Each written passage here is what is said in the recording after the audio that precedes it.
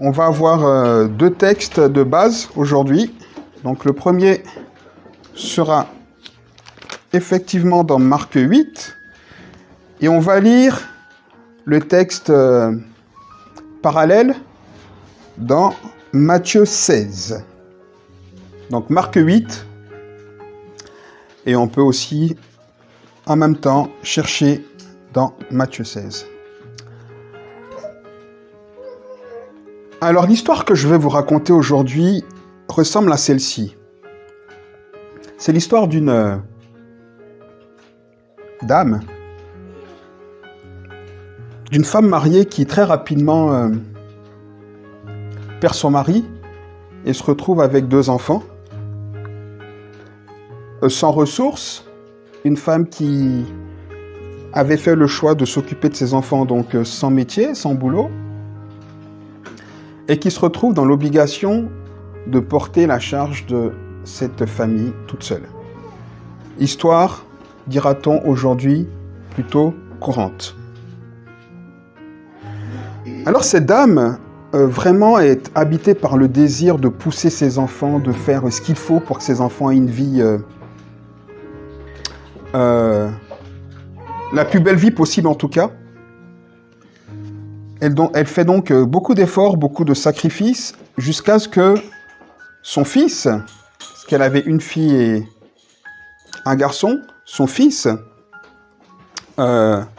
soit accepté dans l'une des plus prestigieuses écoles supérieures du pays. Ce garçon brillant, vraiment encadré par sa maman, réussit ses études et se lance dans une excellente carrière. Il gravit les échelons, tout content, et régulièrement, évidemment, il rentre voir sa maman, il vient l'embrasser. Bien sûr, il est un peu loin, sa maman est restée dans une ville de la campagne, lui, il est monté dans la capitale, mais régulièrement, il revient vers sa maman, il lui a donné les moyens de vivre une vie un peu plus douce, cette maman qui avait fait beaucoup de sacrifices, mais il revient, il l'embrasse, il passe du temps avec elle, il n'arrête pas de lui rappeler qu'il est là pour elle et qu'il aime, etc. Avant de repartir vers ses obligations. Et puis voilà qu'un jour, ce garçon atteint un peu le sommet, finalement, il est nommé à la tête d'une des plus grandes entreprises du pays. Et cette nomination va donner lieu à une fête, hein, à une présentation officielle, etc., pendant laquelle, ou à laquelle vont être conviées pas mal de personnes importantes, dont le ministre duquel son entreprise dépend. Et donc forcément, vous savez hein, comment ça se passe, ces événements-là, tout le monde court à gauche, à droite pour que ce soit parfait, etc. Et puis là, belle fête, ça se passe bien, tout le monde est là. Et puis voilà que sa maman, qui n'avait jamais participé à aucun événement public de son fils, se dit peut-être que mon garçon sera content de me voir et décide entreprendre de faire le voyage vers la capitale pour faire une belle surprise à son fils. Mais évidemment, je ne l'avais pas dit, cette maman, à cause de tous ses sacrifices, évidemment, avait, j'allais dire, fait le choix, non, mais avait plutôt subi le fait d'être obligée d'être un peu négligée. C'était pas pour elle une priorité que de prendre soin d'elle. Et donc, c'est une maman, simplement, qui arrive à cette belle cérémonie, qui entre, et vers laquelle se retournent les personnes qui sont chargées de la sécurité en disant « Madame, qu'est-ce que vous faites là ?» En lui faisant comprendre qu'elle s'est certainement trompée d'endroit, forcément. Vu la tenue, etc., ils se disent « Non, mais c'est pas possible qu'elle soit dans cette... Enfin, il y a un problème. » Et là, elle dit « En fait, je suis la maman du nouveau directeur. » Un peu perplexe, les gars de la sécurité vont vers lui en disant « Monsieur... il y a votre maman ?» Étonné, il dit « Mais quoi, ma maman? C'est pas possible, ma maman... » Il se retourne, et qui voit-il? Sa maman. Et là, il est pris d'un sentiment qu'il n'avait jamais imaginé, pourtant qu'il cachait, qu'il refoulait. Il voit sa maman, là, en plein milieu de cette foule, Et il s'entend dire à ces gens de la sécurité, je la connais pas, faites-la partir.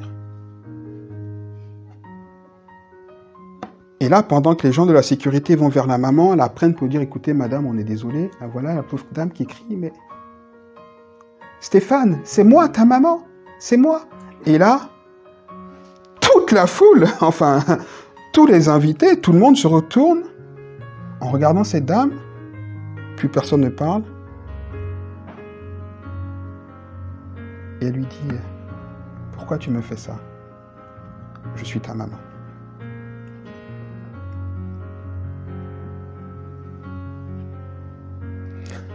Je laisse ici le soin à chacun d'imaginer la suite de cette histoire.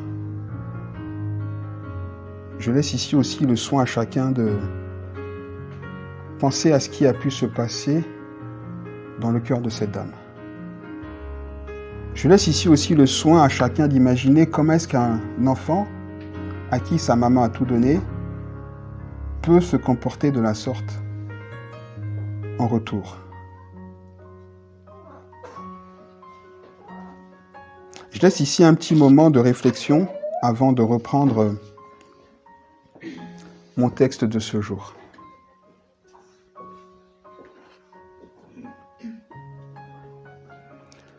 J'imagine que chacun de nous, on s'est dit ici, non mais c'est pas possible.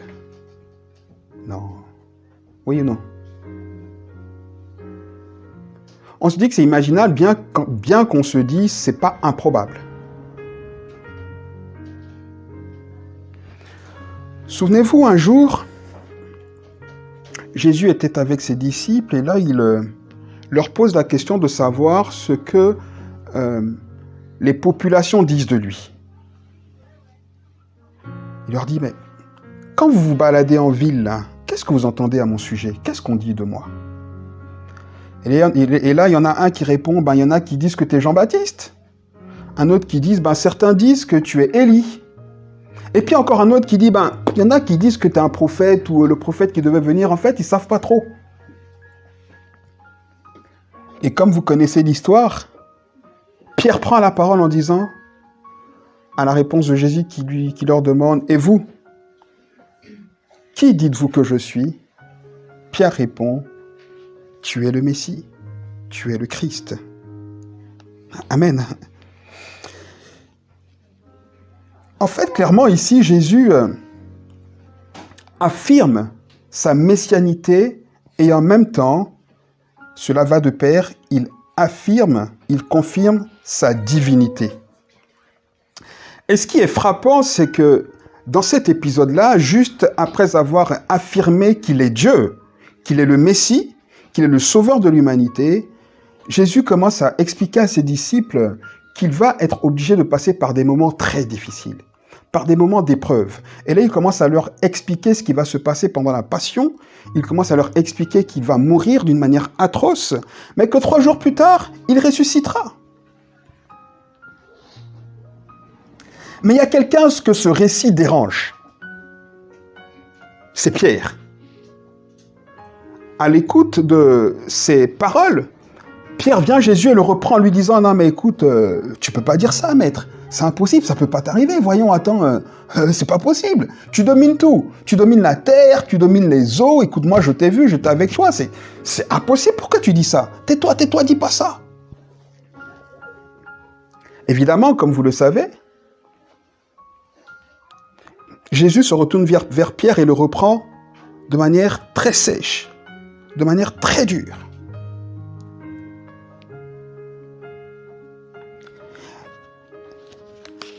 Et la première chose qui m'a interpellé dans ce passage de Marc 8,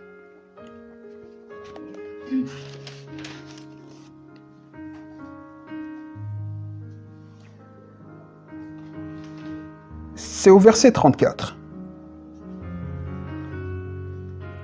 Après donc que Jésus ait repris Pierre, la Bible dit ici, puis, donc Jésus, ayant appelé la foule avec ses disciples, il leur dit, je ne sais pas si vous aviez déjà fait attention à ce petit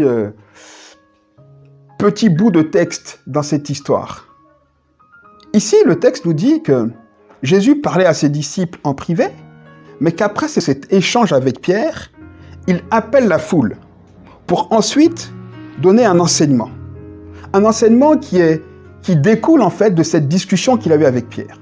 Et c'est important de préciser ici que Jésus appelle la foule, parce que si Jésus appelle la foule, c'est certainement parce que ce qu'il a à dire ici est quelque chose qu'il veut être entendu de manière claire et par le plus grand nombre de personnes possible.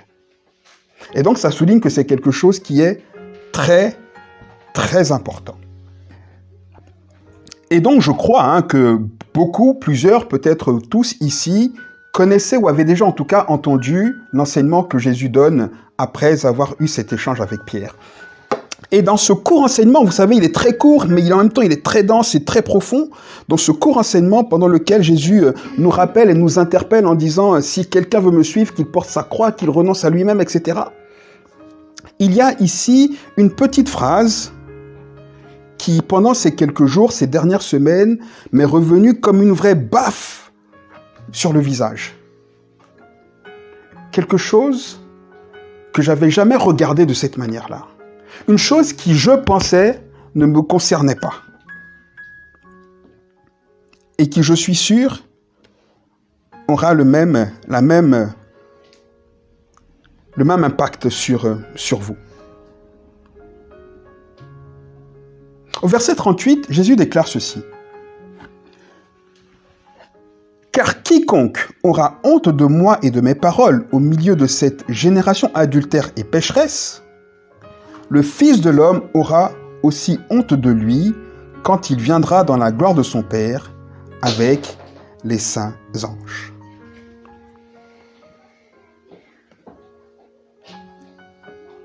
Alors bien sûr, tout le monde l'a déjà lu cette phrase.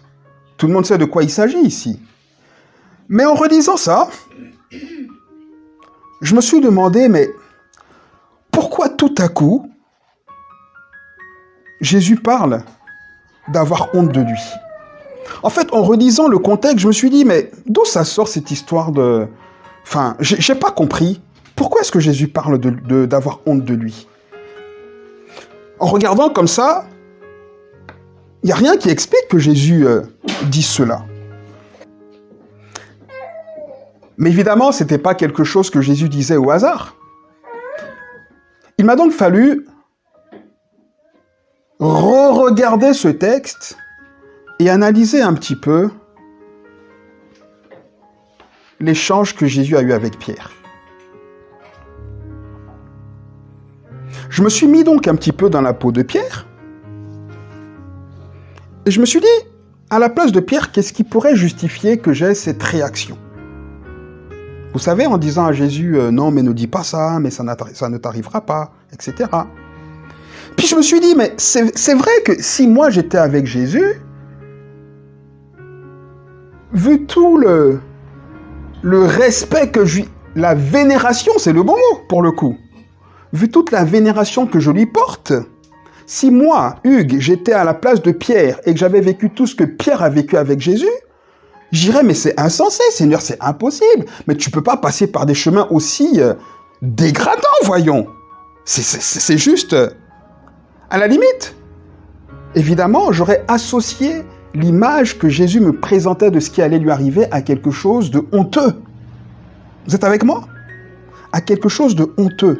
Après 3 années aussi glorieuses, je pense que pour Pierre, c'était clair que ce que Jésus lui disait allait arriver était juste inimaginable. Et puis c'est ici que j'ai entrepris de me poser la question de savoir finalement, mais ce mot honte, qui est un peu le thème de notre année, qu'est-ce qu'il veut dire? Ce mot honte, j'ai honte, oh la honte, oh tu me fais honte, quiconque aura honte, ce mot honte, c'est un mot qu'on utilise tellement souvent, qui est tellement évident pour nous, que je me suis demandé si j'en comprenais vraiment le sens. Alors pour entendre et comprendre le sens d'un mot, il faut aller dans un dictionnaire, n'est-ce pas? Et voilà comment le dictionnaire définit ce mot. Évidemment, ce ne sera une surprise pour personne, mais d'entendre et de redire cette définition, ça m'a parlé autrement, évidemment. Le dictionnaire nous dit que la honte est un sentiment pénible. J'aurais pas mis ça derrière cette définition. Je savais que la honte était un sentiment, mais un sentiment pénible, d'infériorité. Le mot pénible m'a interpellé. Sentiment pénible d'infériorité.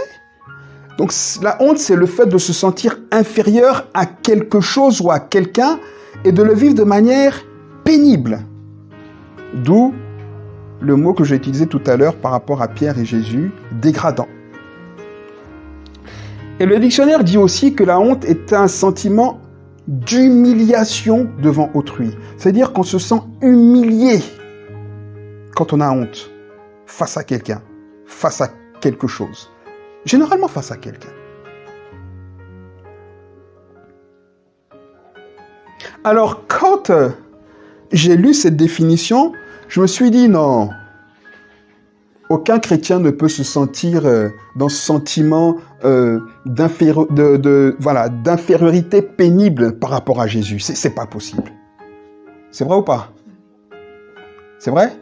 Personne de nous ici n'a honte de Jésus? Non. Évidemment. Et pas plus nous que Pierre.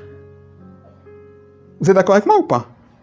On ne peut pas dire qu'on ne peut pas imaginer que Pierre ait honte de Jésus. C'était son disciple. Certainement, en tout cas, un des disciples le plus proche. Il était dans les 3 les plus proches. Ok? C'était le plus proche collaborateur de Jésus. Et évidemment, il était connu et reconnu comme tel. Rappelez-vous que ce soir où Jésus a été... ce soir-là où Jésus a été condamné à la mort, Pierre a été reconnu par plusieurs personnes devant la maison du grand prêtre, en disant « Mais toi aussi, tu étais avec lui, il te reconnaît. » Donc Pierre était connu pour être un disciple de Jésus. Donc c'est impensable que Pierre puisse être accusé d'avoir honte de Jésus. De la même manière, je pense que tous ici proclamons de manière fière notre foi, notre appartenance à Jésus. Oui ou non? On est d'accord? Oui? Oui? Non? Oui. Oui. Ok. Et donc, on ne peut pas dire qu'on a honte de Jésus. Et on ne peut pas non plus accuser Pierre d'avoir honte de Jésus. Ok. Une fois que tout ça s'est dit, pourquoi, la question maintenant, c'est de savoir pourquoi est-ce que Jésus a interprété l'attitude de Pierre comme une attitude de quelqu'un qui a honte de lui. Parce que c'est ce que je viens de démontrer. Comment est-ce que Jésus a pu imaginer que Pierre puisse avoir honte de lui? Et là, encore une fois, dans la peau de l'apôtre Pierre, je me suis dit, comment est-ce que moi je réagirais? Et là, j'ai été voir, évidemment, dans les passages parallèles, et c'est là que l'histoire à nous raconter par Matthieu va être intéressante. Regardez un petit peu ce qui se passe ici, dans cette histoire, quand elle nous est relatée par Matthieu, dans le chapitre 16 de son évangile.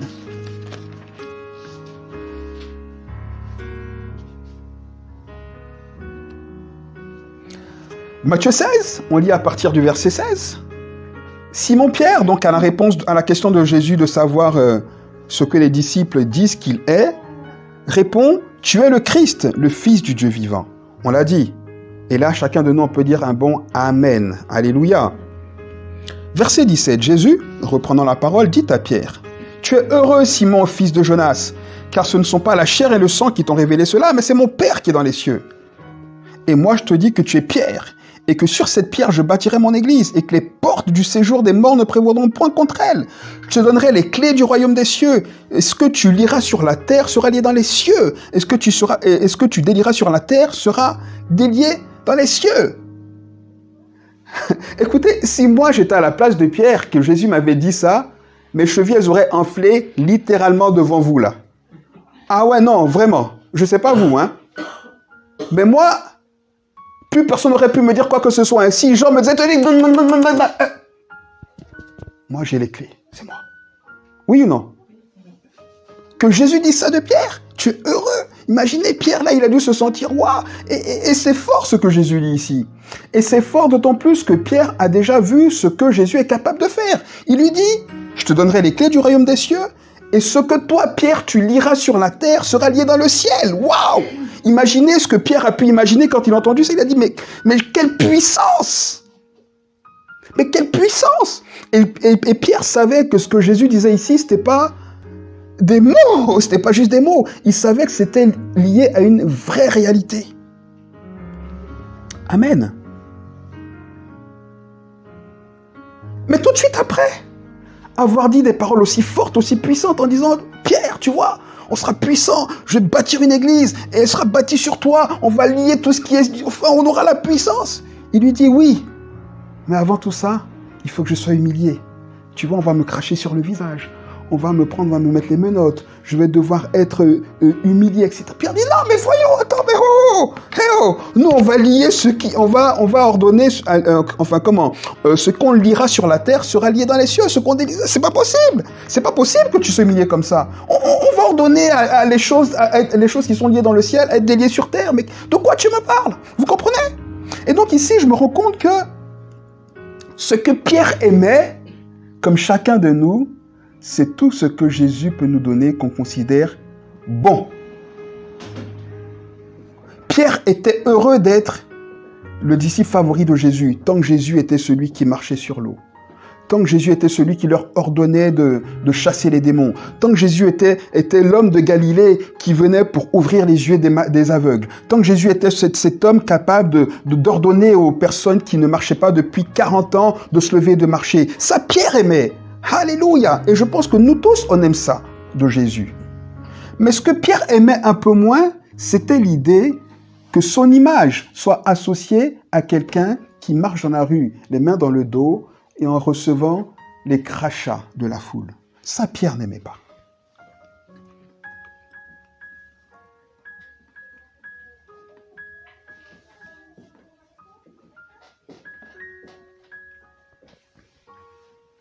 Et à l'idée, à la pensée que cela pourrait vraiment arriver, et à l'idée, à la pensée qu'on pourrait vraiment associer son image de disciple, son image de bras droit de Jésus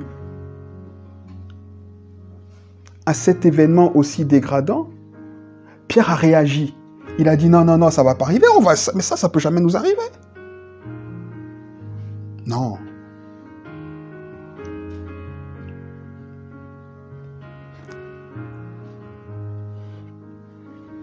Restez avec moi. Jusqu'ici, est-ce que ça va? Vous êtes avec moi? Oui? Oui? Suivez-moi.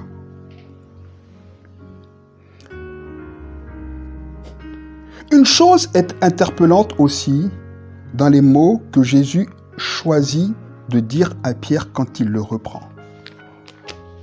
On retourne dans Marc 8.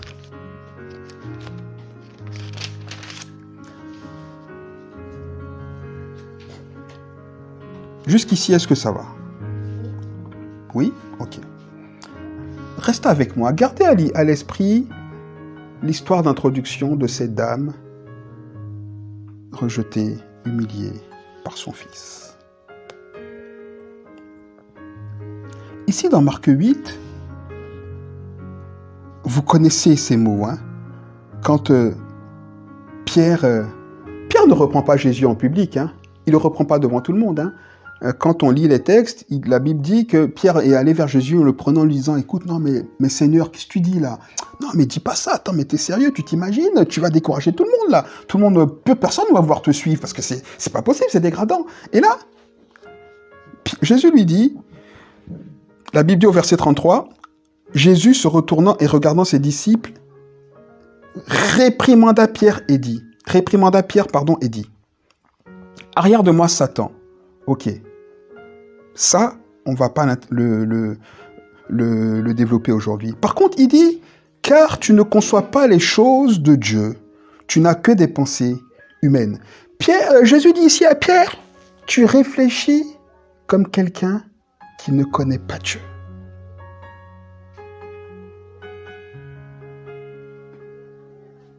Tu réfléchis comme quelqu'un qui ne connaît pas Dieu. De la même manière que ce jeune garçon a réagi quand il a vu sa mère comme quelqu'un qui ne connaissait pas sa mère. Pierre dit, tu réfléchis comme quelqu'un qui ne connaît pas Dieu. Qu'est-ce que ça veut dire? Ça veut dire que ce jeune garçon, en voyant sa mère, en voyant l'image de cette dame qu'il disait aimer, s'est senti tellement honteux à cause de l'image qu'elle lui renvoyait, qu'il a oublié tous les sacrifices que cette pauvre dame, qu'il juge honteuse, avait fait pour lui. De la même manière, Jésus dit à Pierre, tu acceptes de moi les choses glorieuses et tu n'accepterais pas de m'accompagner dans les choses que tu juges honteuses. Tu réagis comme quelqu'un qui ne connaît pas Dieu. Amen.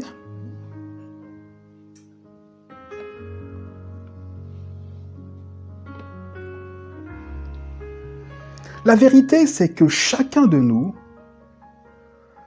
avons une sorte de limite, une sorte de barrière dans ce qu'on appelle, ou dans ce qu'on nomme, dans ce que je viens de nommer, le fait qu'on n'ait pas honte de Jésus. Je dis, et je le crois. Je crois que personne de nous ici n'a honte de Jésus. Je le crois. Mais on a tous, si on se regarde honnêtement, une barrière après laquelle on commence à avoir honte de Jésus.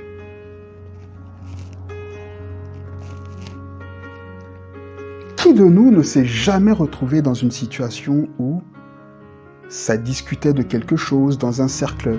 Et généralement, cette barrière, je fais une petite parenthèse ici, se manifeste dans un cercle précis. Ça peut être dans notre famille, ça peut être avec un cercle d'amis précis, ça peut être avec des collègues. En tout cas, il y a toujours un cercle de personnes, parce qu'il y a des gens avec lesquels on peut parler de Jésus sans aucun problème, sans aucune limite. Mais il y a toujours un type de personnes, un groupe de personnes au milieu desquels, quand il y a quelques sujets qui sont abordés, on commence à avoir un peu de réticence. Quelqu'un comprend ce que j'essaie de dire ici? Et là, on commence à se dire, oui, j'espère en tout cas. Combien de fois est-ce qu'on ne s'est pas retrouvé dans une discussion? Vous savez, généralement, c'est des questions éthiques ou même sociétales. Mettons, on va prendre quelque chose qui est, bon, rien n'est pas polémique. Prenons l'avortement. On peut être convaincu, parce que on est chrétien, oui, l'avortement c'est pas bien, oui, voilà, on est convaincu. C'est pas une conviction, vous savez, qui est liée à ce que la société nous dit. Non, nous, on est contre l'avortement simplement parce que le fait d'avorter, c'est tuer quelqu'un, qu'on le veuille ou non. On peut nous le présenter comme on veut, etc., mais c'est tuer quelqu'un. Enfin, j'espère que vous le savez. J'espère que je suis pas en train de vous dire quelque chose, vous dites « Ah ouais !» Ok. Et donc, c'est pas juste parce que on se bat pour un droit ou quelque chose. Non, non, non. Nous, on est contre l'avortement parce que la Bible dit « Tu ne tueras point ». Et on veut donner la vie à quelque enfant que ce soit, quel que soit le contexte. Évidemment, tous les contextes ne sont pas beaux, mais ça, c'est pas important, c'était pas le but de mon propos, mais j'explique quand même. Tous les contextes de naissance ne sont pas forcément beaux. Tous les enfants ne naissent pas dans un foyer aimant. Oui, il y a des enfants qui naissent d'un viol, etc. Oui, mais c'est pas pour autant qu'il n'a pas la chance à la vie. Vous comprenez? Nous, c'est comme ça, et c'est ce que la Bible nous dit. Il y a plusieurs exemples sur lesquels je ne vais pas revenir ici dans le texte biblique. En tout cas, voilà pourquoi on est contre l'avortement. Ok, ceci dit, on est maintenant en train de discuter. Oh bah quand même, tu vois bien... Oh, c'est catho de droite, parce que généralement, on nous met tous dans le paquet, hein, les cathos de droite. Pour l'instant, on ne parle pas trop des... Quoique, on commence à parler un peu des évangéliques. Ok? En tout cas, ces radicaux chrétiens, n'importe quoi, mais tu te rends compte, tu vois, la pauvre dame, elle était violée, qu'est-ce que tu veux qu'elle fasse avec cet enfant-là? Et puis, je prends cet exemple-là, ça pourrait être n'importe lequel autre, hein? Ok? Et puis là, on est avec notre conviction, et on sait que c'est pas vrai ce qu'ils disent. On sait. Mais on n'ose pas parler. Parce qu'on a peur de se trouver ridicule. Ça vous est déjà arrivé ou pas? Je parle, ok, peu importe le sujet, hein, mais je pense que tous ici, on s'est déjà retrouvés dans une situation comme ça, où par exemple, des gens parlent de Dieu, non mais ils sont fous ceux qui parlent, non mais tu te rends compte, croire en Dieu à cette époque-là, et puis nous on est là au milieu, et on se tait comme si on ne connaissait pas Dieu. Comme si on ne connaissait pas Dieu. Pourtant, on va à l'église tous les dimanches. Pourtant, le matin, avant d'aller voir ces personnes-là, on a prié en disant « Seigneur, je t'aime. Je me battrai pour toi. » J'espère on dit ça dans nos prières. Amen.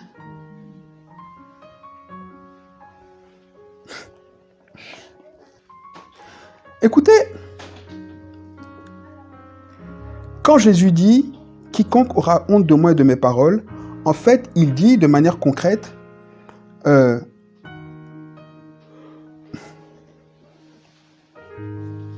va relire. Marc 8, vous êtes là? Ok. Marc 8, 38. Car quiconque aura honte de moi et de mes paroles au milieu de cette génération adultère et pécheresse, le Fils de l'homme aura aussi honte de lui quand il viendra dans la gloire de son Père avec les saints anges. Concrètement, quand Jésus dit, pour Jésus en tout cas, avoir honte de lui, ça veut dire de manière très concrète, ne pas prendre position pour lui, c'est ce que je viens de dire. Ça veut dire aussi ne pas le confesser. Parce que ne pas prendre position pour Jésus, ça veut dire ne pas le confesser. Vous comprenez ce que je veux dire? Ça veut aussi dire, parce que confesser Jésus, ça veut dire parler l'évangile. Ça veut dire donc aussi ne pas parler de l'évangile.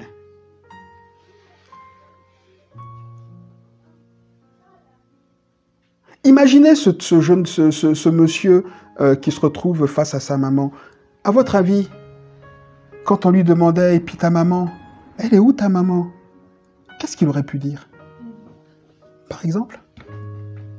Vous vous rendez compte? Elle est où ta maman? Elle est morte.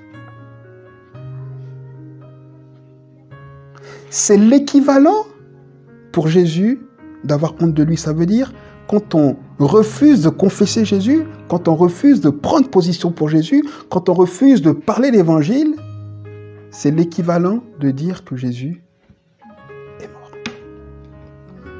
C'est renier Jésus.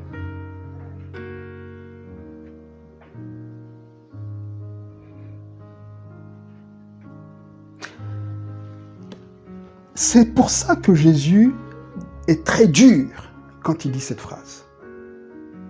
Mais en même temps, il est dur, mais il ne menace pas. Il nous prévient.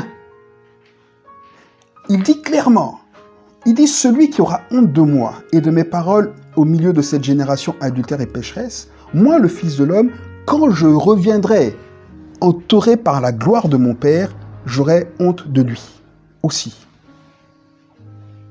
Jésus prévient. Il dit « Tu as honte de moi? Pas de problème. Eh bien, moi aussi, j'aurai honte de toi. » C'est pas une menace, hein? C'est un avertissement.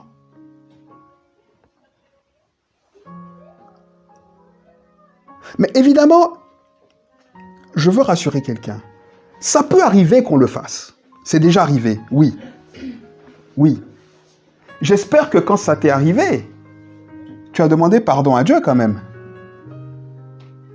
J'espère. Oui ou non? J'espère.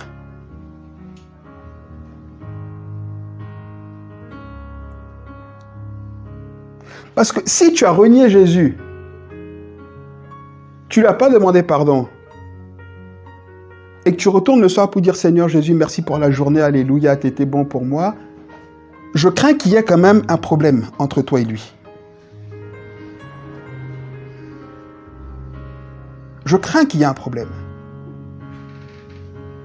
Ce que j'essaie de dire ici, c'est que ça peut arriver qu'on le fasse.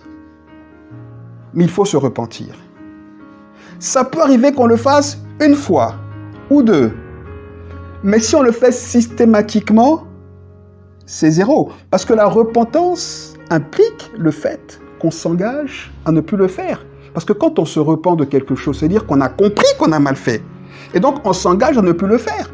Normalement, quand on s'est repenti de nos péchés passés en acceptant Jésus, c'est-à-dire qu'on s'engage à plus les faire. Donc si on se repent d'avoir été un drogué et qu'on rencontre Jésus, Seigneur, délivre-moi de la drogue, tu vois, ça me détruit et tout. Jésus nous sauve, alléluia. Bon, mais maintenant que je suis sauvé, bah Seigneur, c'est bon. Maintenant, je me drogue avec ton aval. Il y a un problème. Personne n'imagine faire ça. J'espère. De la même manière, si on renie Jésus, et qu'on le fait de manière régulière, ça veut dire qu'à chaque fois qu'on se retrouve dans ce contexte-là, avec ses amis-là, ou dans un autre contexte avec d'autres amis, et que ce type de sujet arrive, et qu'on dit oui, mais ils sont fous ceux qui croient en Dieu, mais Jésus n'a jamais existé, c'est un menteur, et puis on dit rien, on est là.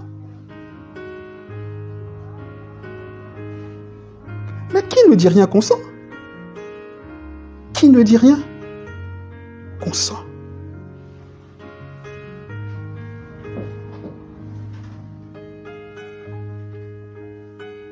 Quelqu'un va oser toucher l'honneur de mon Jésus et je vais rien dire, mais nous on est là, non.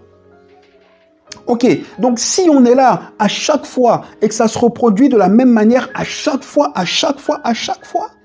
Jésus dit, tu as honte de moi et quand je viendrai, j'aurai honte de toi.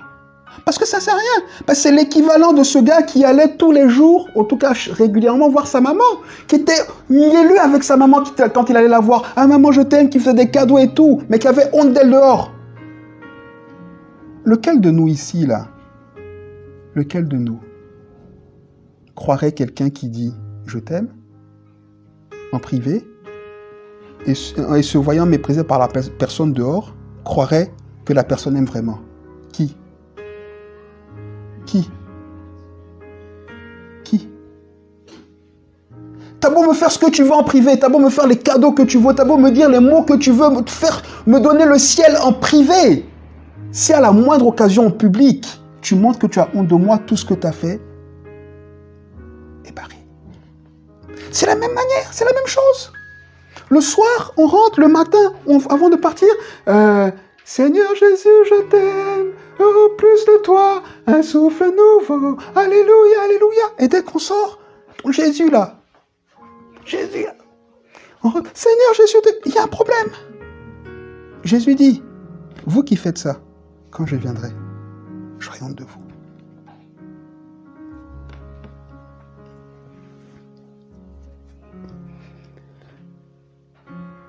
Et ce qui est très intéressant et frappant, c'est que Jésus a tellement raison. Parce que, écoutez ce qu'il dit.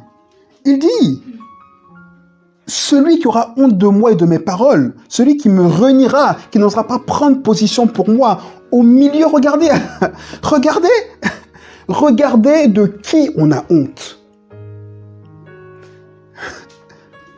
Il dit, celui qui a honte de moi, au milieu de cette génération adultère et pécheresse. Vous voyez, Seigneur, aide-moi ici, aide-moi ici, aide-moi ici. J'ai dit que le sentiment de honte est lié déjà à nos propres valeurs. Et on a toujours honte, on se sent humilié, on se retrouve dans ce sentiment pénible d'infériorité par rapport à quelque chose selon nos valeurs. Oui ou non? On est d'accord? Il y a des gens qui n'ont pas honte, je prends un exemple qui est bien, que tout le monde entend. Il y a des femmes qui n'ont pas honte de se mettre nues sur la plage. Oui ou non? Quand vous partez en vacances, vous les voyez. Des fois, on n'a même pas besoin d'aller si loin, on va à la piscine, elles y sont. Hein. Il y a des femmes pour lesquelles se faire voir en maillot de bain, c'est impensable, c'est honteux. Vous comprenez? Une situation semblable, deux manières de lire la chose. Donc ça veut dire qu'on a toujours honte par rapport à quelque chose et on a souvent honte par rapport à nos propres valeurs. On est d'accord? On a honte parce qu'on se compare. On compare quelque chose à nos valeurs. Mais Jésus dit ici, regardez la chose à laquelle vous vous comparez et qui fait que vous avez honte de moi. Il dit, vous avez honte de moi au milieu de cette génération adultère et pécheresse. J'espère que tout le monde comprend ce que j'essaie de dire ce matin. Allons un peu plus loin. Clairement, de quoi est-ce qu'on a honte? J'ai repris dans Romains 1, on ne va pas le lire, mais j'ai repris dans Romains 1 comment, parce que là, dans Romains 1, Paul nous dit comment est-ce que Dieu juge le monde, comment est-ce que Dieu voit le monde, comment est-ce que Dieu voit les hommes qui ne le connaissent pas, qui vivent sans lui. D'accord? Ces personnes face auxquelles on a honte de lui. Comment est-ce que Dieu les voit? Toi, tu as honte de lui. Tu as honte de parler de moi devant lui parce que tu estimes que lui va se moquer de toi. Parce que tu estimes que lui, il est plus intelligent que toi, etc., etc. Peu importe la chose qui fait qu'on a honte par rapport à quelqu'un. Ok? Mais Jésus dit, regarde comment est-ce que moi je le vois. Et après, tu me diras de quoi tu as honte. Il dit, tu as honte de quoi? Tu as honte de ne pas être rebelle à Dieu? Parce que celui face à qui tu as honte là, il est rebelle à Dieu. Tu as honte qu'on te trouve juste. Parce que lui là, il est injuste.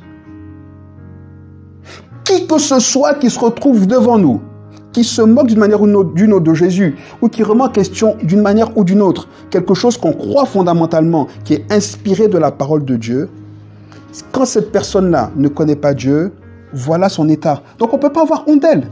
On a honte de quoi? On a honte de ne pas avoir un cœur inintelligent. Dieu dit que ces personnes-là, leur cœur est inintelligent.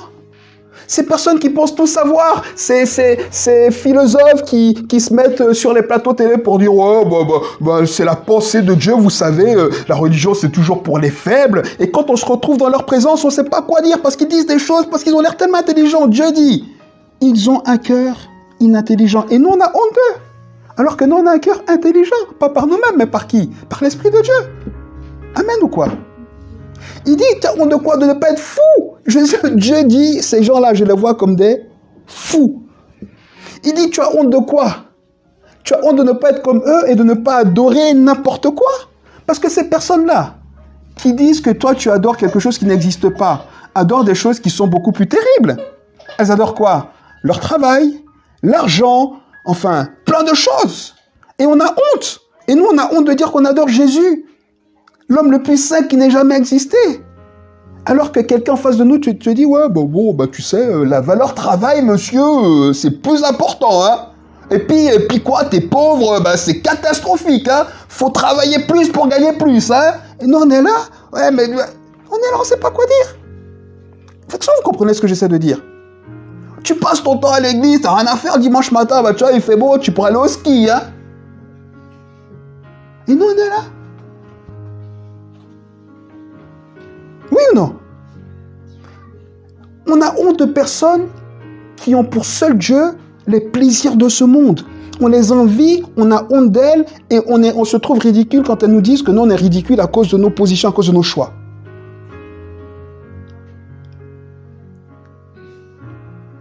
Je ne sais pas si on y réfléchit à ça.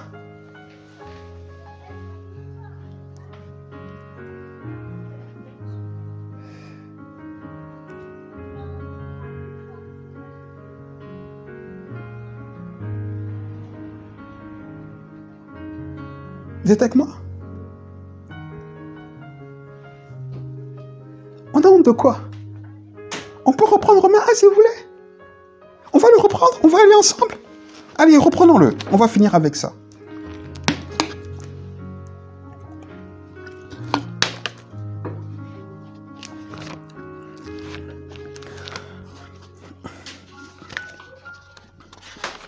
Prenez avec moi Romains 1. On va regarder. À partir du verset 18.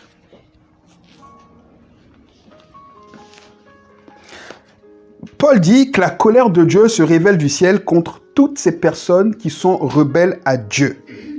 Toutes ces personnes qui sont injustes. Et toutes ces personnes, c'est toutes les personnes qui, tous les jours, se lèvent en disant Dieu n'existe pas parce qu'elles ne l'acceptent pas. On en a parlé, je ne sais plus, c'est la semaine dernière ou je ne sais pas quand. On est d'accord? En fait, c'est toutes ces personnes qui ne sont pas croyantes et qui nous jugent, nous, parce qu'on croit. Paul dit, la colère de Dieu se révèle du ciel contre elles. Ok? On va un peu plus loin. J'ai parlé de cœur inintelligent, verset 21 à la fin. Ok? Verset 22. Paul dit, Ces personnes-là, elles se vantent d'être sages. Mais en fait, elles sont folles. C'est de personnes comme ça qu'on a honte? Mais il explique pourquoi. Il dit parce qu'elles ont changé la gloire de Dieu, du Dieu incorruptible, en image représentant l'homme corruptible, des oiseaux, des quadrupèdes et des reptiles. C'est ce que j'ai dit. Des personnes qui se cherchent des dieux en dehors du vrai Dieu, au point d'adorer tout et n'importe quoi. Et nous, en se comparant à elles, on se sentirait moins bien. On aurait honte. On se dirait non, mais on n'a pas notre mot à dire. Vous êtes avec moi ou pas? Ça va? Verset 24, à la fin, des personnes, Dieu dit, Dieu, de la part de Paul, dit des personnes qui déshonorent eux-mêmes leur propre corps. On a honte de jeunes filles, de jeunes hommes. Aujourd'hui, j'ai lu dans plusieurs articles, aujourd'hui, on fait une comparaison, vous savez, je travaille sur ce sujet-là depuis un petit moment. Vous savez, on parle aujourd'hui d'avoir une vie sexuelle débridée. On dit que ça fait partie de notre construction, surtout en ce qui concerne les femmes. Parce qu'on dit que les femmes ont toujours une vie sexuelle prude et que ça les a... Donc maintenant, il faut assumer sa sexualité, OK? Et on estime qu'aujourd'hui... Je suis pas en train de condamner qui que ce soit, c'est pas le but, hein. C'est des réalités. C'est ça qui doit nous faire réfléchir. On estime qu'aujourd'hui, une jeune fille de 30 ans a eu au moins 20 partenaires. Ce qui était 10%, même si c'était à peu près 1 ou 2 à cet âge-là, il y a quelques années. Et aujourd'hui, c'est normal. Bon, je ne parle pas des hommes. Hein, parce que les chiffres, vous imaginez, sont bien multipliés par je ne sais pas combien. C'est des gens comme ça auxquels on se compare et on a honte de dire que non, nous, on a des valeurs. Non, pour nous, le sexe, c'est dans le cadre du mariage. La relation sexuelle, elle est belle, elle est honorée par Dieu dans le cadre du mariage. Quand ils disent, hier soir, j'ai rencontré un gars là, une aventure, et puis c'est qui, t'as son numéro? Non, mais il était trop mignon, et puis on a bu un verre, et puis c'était beau. Et puis on est là, on peut pas leur dire, mais ta vie là, elle est malheureuse, c'est une vie de péché. Non, on a honte. Peut-être que c'est moi qui va pas. C'est toi qui va pas. Paul dit, c'est eux, comment il dit ça? Il dit ici, ils déshonorent eux-mêmes leur propre corps. C'est des gens comme ça dont on a honte. On a honte de dire que leur corps est déshonoré et que nous, on préserve notre corps. On se sent mal. Vous comprenez ce que je veux dire? Ça, c'est concret, c'est concret. On continue. Ils ont changé la vérité de Dieu en mensonge et ils ont adoré servir la créature au lieu du... Ok, j'ai parlé de ça au lieu du Créateur, qui soit béni, amen. J'ai parlé de ça. Ils adorent tout et n'importe quoi. Maintenant, on est addict au sport. Demandez aux spécialistes des addictologies, les addictologues, il y a plein de gens, leur Dieu c'est le sport. Quelque chose qui était bien, on a transformé en mal. Et voilà, on commence à adorer ça, on adore tout et n'importe quoi. C'est des gens comme ça qui cherchent le bonheur partout sans le trouver, qu'on envie. Et auxquels on a honte de parler de notre Jésus. Et qu'on laisse remettre en question notre Jésus.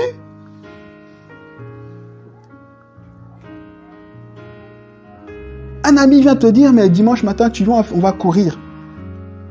Tu peux pas lui dire, non, moi, dimanche matin, je vais à l'église. Si tu veux, viens à l'église, après, on va courir. Non, je peux pas. Pourquoi? Non, mais j'ai des trucs à faire, tu sais, tu comprendrais pas. Ah bon?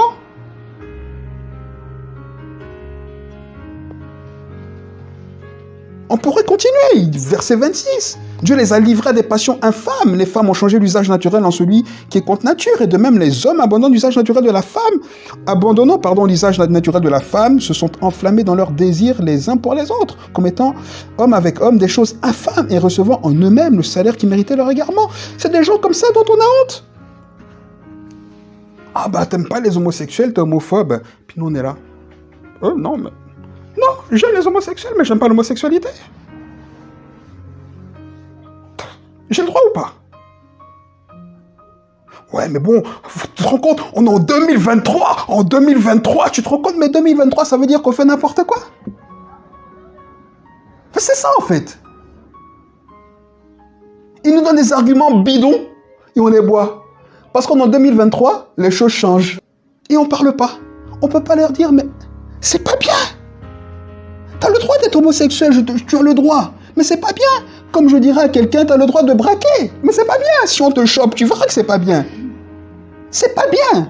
La Bible le condamne. Mon Dieu, il le condamne. Je parle pas de religion. Parce que quand on parle de religion, les gens, ils se moquent. Je dis, bah, allez pas dire ma religion, parce que nous, on n'est pas des religieux. Nous, on suit les règles de notre Dieu. C'est pas de religion, là. Vous comprenez ou pas? Mais là, les amis sont là. Ouais, mais tu penses quoi d'homosexuel? Oh, bon, et puis hier, j'étais avec Sophie et Delphine. Oh, mais ça a beaucoup placé, et puis on est là. Là, tu vas boire un verre, il y aura Sophie et Delphine. On peut pas leur dire non, mais tu sais, moi, la présence de Sophie et Delphine ensemble, ça m'embête un peu. On peut pas leur dire ça. Je les aime bien, hein. Mais tu vois, d'être avec elles comme ça me dérange. Non, Mais pourquoi on va pas boire avec des vendeurs de drogue? Si on a des amis dealers, pourquoi on va pas boire des verres avec eux? Mais on va boire des verres avec Delphine et Sophie qui sont en couple. Je vous pose la question. Si vous avez un ami dealer de drogue, vous savez que c'est un gros dealer de drogue. Déjà même, c'est risqué d'aller boire un verre avec lui parce que la police peut vous tomber dessus, oui ou non? Parce que c'est interdit par la loi. Mais parce que l'autre n'est pas interdit par la loi, on se dit, bon, on peut aller boire un verre avec Delphine et Sophie qui nous invitent. Hein, c'est des amis? Ben écoute, c'est mes amis. Mais Christophe, qui est ton ami, qui est vendeur de drogue, là, pourquoi tu vas pas boire un verre avec lui aussi? Christophe, il est pas bien, mais Sophie et Delphine, tu vas bien, on est en 2023, bon, faut pas non plus être trop radical, tu sais, faut rien de mal, bon. C'est ça? C'est ce que la Bible dit. Tu as honte de moi?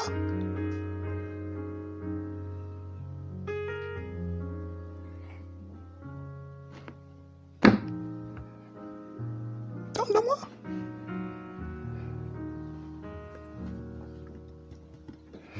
On pourrait continuer. On a honte que les gens disent de nous, non, il est trop bien, elle est trop bien, elle fait tout parfaitement, sa manière de... Mais encore heureux!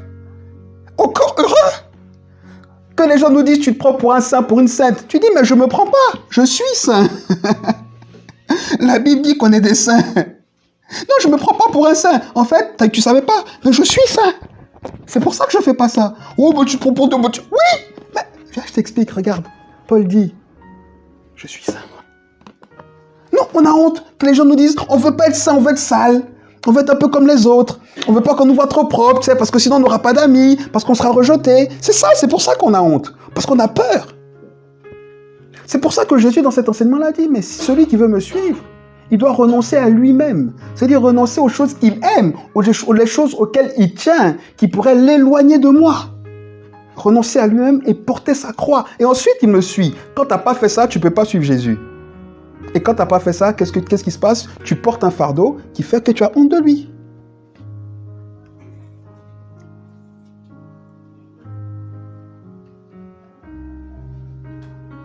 Peut-être que mon message est dur ou quoi que ce soit, hein, mais je l'assume hier, je l'assume aujourd'hui et je l'assume demain.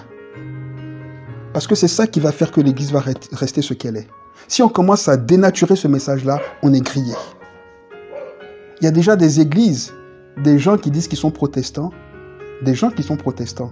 qui sont pasteurs homosexuels et qui bénissent des mariages homosexuels. Ils font ce qu'ils veulent, hein, mais ce n'est pas ma foi. Et je dois le dire, parce qu'eux, ils ont le courage de dire qu'ils ont le droit de faire ça. Moi, je dois avoir le droit de dire qu'on ne fait pas ça. Point. Maintenant, chacun se positionne. C'est ça, ne pas avoir honte de Dieu, ne pas avoir honte de Jésus, c'est ça. C'est pas oui, mais tout le monde a le droit, mais ils font ce qu'ils veulent. Non, tout le monde a le droit, mais moi je dis que c'est pas bien. Tu as le droit, hein? Mais je te dis ce que j'en pense. C'est pas dire aller dire aux gens, non, mais ne fais pas ça, non. On peut pas interdire aux gens de faire ce qu'ils ont envie de faire. Mais par contre, on a le devoir de dire ce qu'on en pense. C'est ça, ne pas renier Jésus. C'est ça, ne pas avoir honte de l'évangile. Vous êtes avec moi? Ok. Il faut maintenant que chacun se dise, ok, est-ce que je suis juste en me taisant devant tout ça parce que j'en ai honte ou parce que je ressemblais un peu aux autres? Parce que tu sais, sinon ça me fait trop différent et j'ai honte parce que je veux être un peu comme tout le monde.